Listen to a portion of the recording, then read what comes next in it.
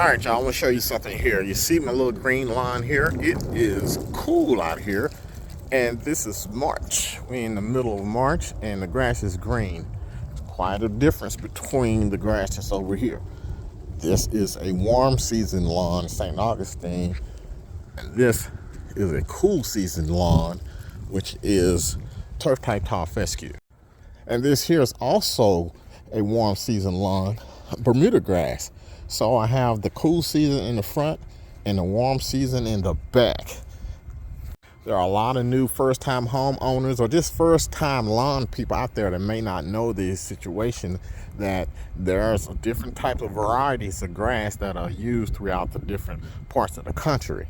The cool season is primarily used up north, and the warmer season, which is primarily used down south.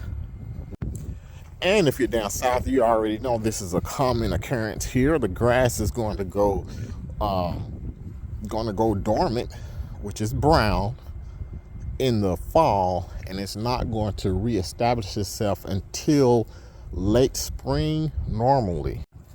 Now I see this is coming up already now, but that's because we had a record-setting day or week in North Texas where we were at 90 degrees, 95 degrees, which is a summertime temperature.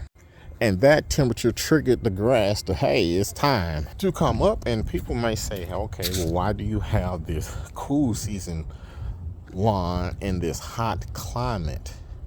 Well, here's the situation here. This grass stays greener longer.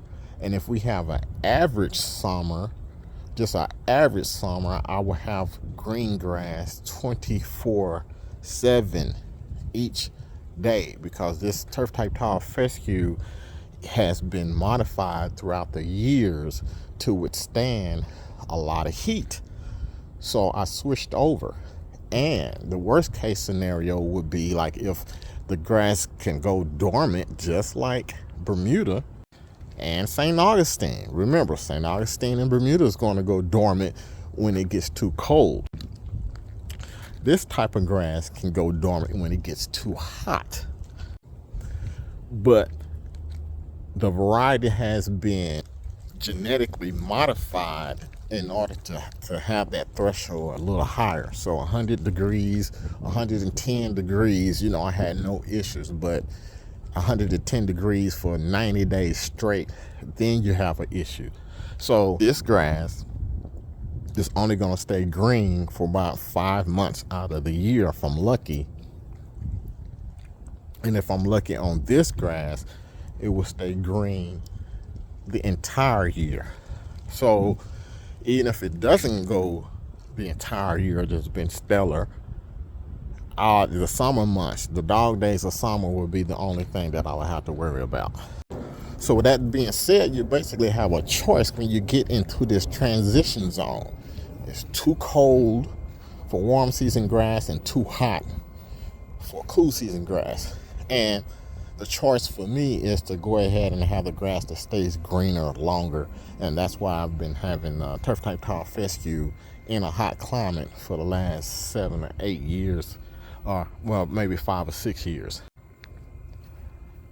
And that's the situation. So if you are in the area like where I am, that is an option. Just know that, you could have the grass go dormant during the hottest time, or possibly lose some of the grass.